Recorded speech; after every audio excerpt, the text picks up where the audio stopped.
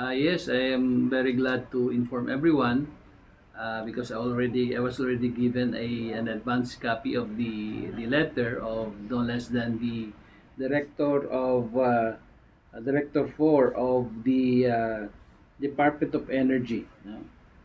Director Patrick Aquino, informing the governor and Attorney Cesar Emmanuel Buyco, being the acting or the appointed EECO for now, the acting EECO, um, subject invitation to the awarding ceremony of the Energy Efficiency Excellence Award 2023.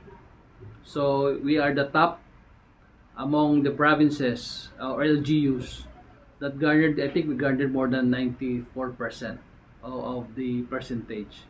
And that has given Iloilo again in the limelight in relation to our efforts not only on renewable energy and energy efficiency but also on energy conservation. So these are the three parameters that had put Iloilo in the forefront as we are the first of this in Visayas.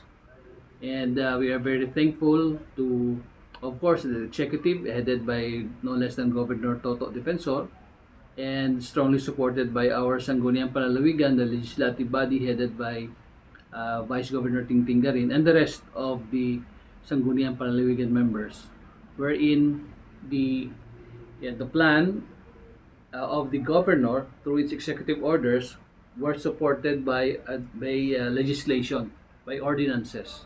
That is why we were, in fact, there was an audit facilitated by DOE and the USAID, and all of the hospitals, 13 hospitals, the Iloilo Provincial Government building, the art center, and other facilities of the province of Iloilo.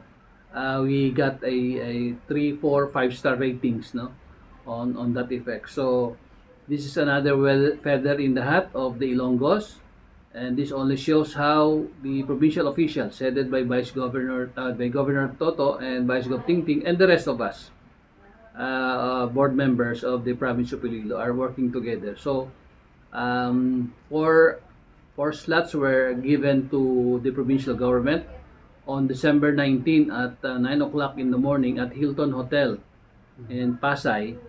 So no less than the governor will be there, and I was requested to be there with him. And I think other two persons or personnel. So from the provincial government, most likely Attorney Buyco and other one, depending on the who will the governor will request to join with him.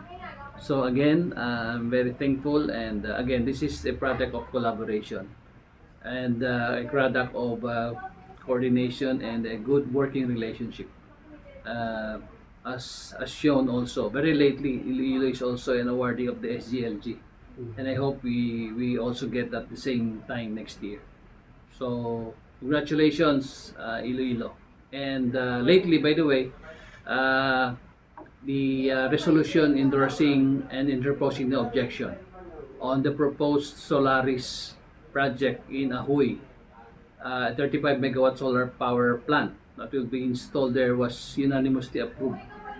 Actually, it was last week pa, no? But there were some clarification. So it is already final that it was already approved.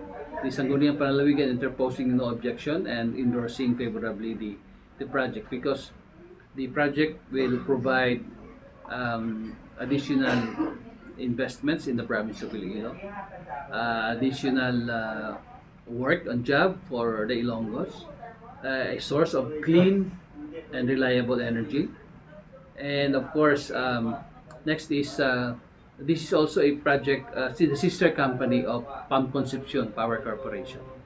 So there will be another two more solar farm projects being are interested in the province of Iloilo. So we are uh, we are very proud and thankful, and hopefully soon more will be coming over.